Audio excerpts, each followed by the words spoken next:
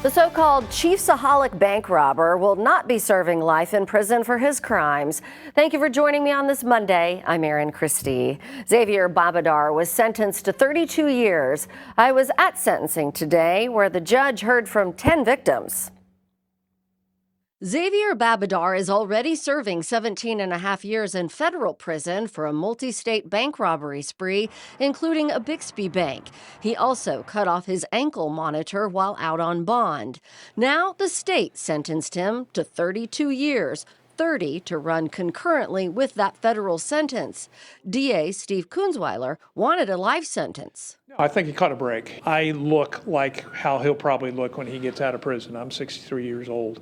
And I don't put it past him to be able to go out and start committing other crimes. Local and out-of-state victims spoke. One teller said it was sickening to watch him relish celebrity in a documentary filmed while out on bond.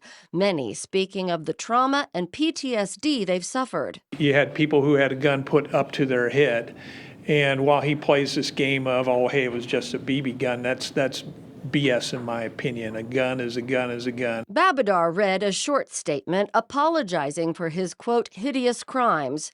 He acknowledged and said he took full responsibility. His attorneys argued equal treatment. We're not condoning what Mr. Babadar did. What we were saying in court is that he should be treated fairly under the facts and circumstances. Ultimately, the judge said she can only punish for the Bixby robbery. She said she considered violence, premeditation, and that it did matter to her that a real gun was not used in the crime. When you look at cases similar to Mr. Babadar's and the sentences that are imposed on those, it's more in line with what the judge did today. So we're pleased with that aspect of it. In the nearly 5 hours Babadar was in the courtroom, he hardly took his eyes off the floor. He did briefly tear up when one of the bank tellers began speaking about God and forgiveness.